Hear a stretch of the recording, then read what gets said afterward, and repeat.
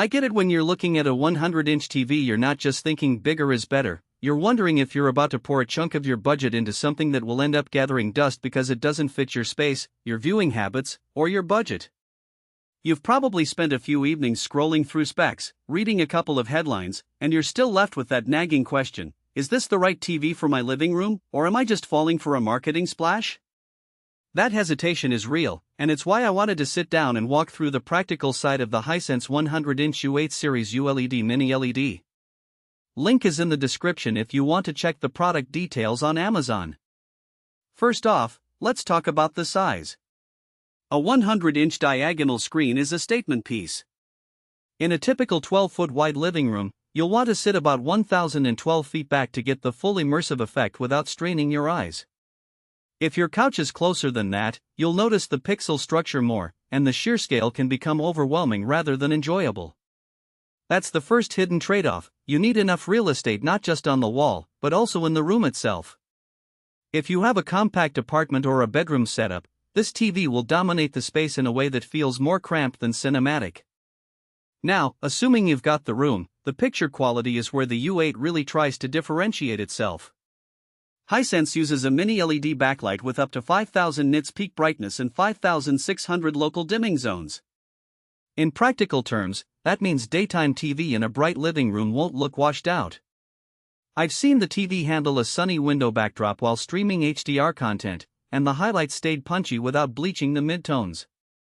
The QLED color layer, Pantone validated, pushes saturation a bit higher than a typical LED panel, so you'll notice richer reds and blues when watching a nature documentary or a high-budget series. The AI engine does a decent job of adjusting the picture based on what you're watching, but it's not a magic wand. You'll still want to pick a picture mode that matches your content, cinema, game, vivid, etc., rather than leaving everything on auto.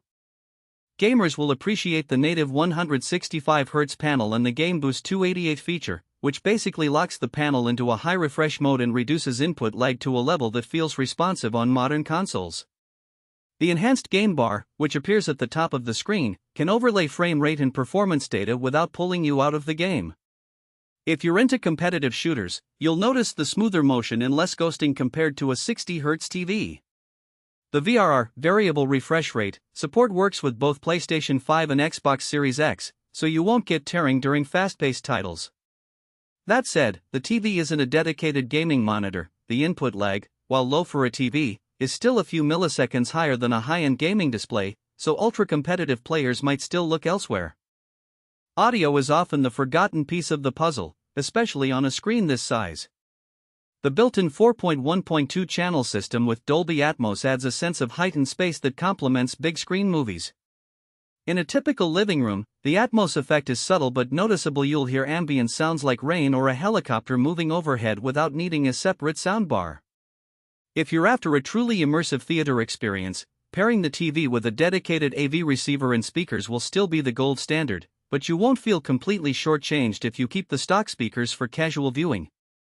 One practical concern that many overlook is the anti-reflection coating. The Anti-Reflection Pro layer reduces glare from ambient lighting, which is a lifesaver if you can't control the sunlight in your room.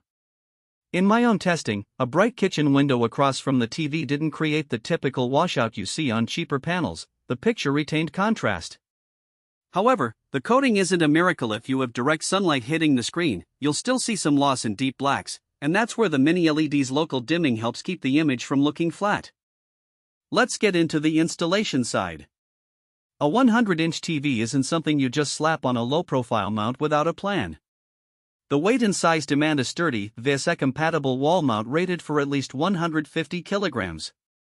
The included stand is robust, but it takes up a lot of floor space, so a wall mount is usually the cleanest solution. The cable management on the back is decent. There's a little space for a power cord, HDMI cable, and an optical audio line, but you'll need to think about where those run, especially if you want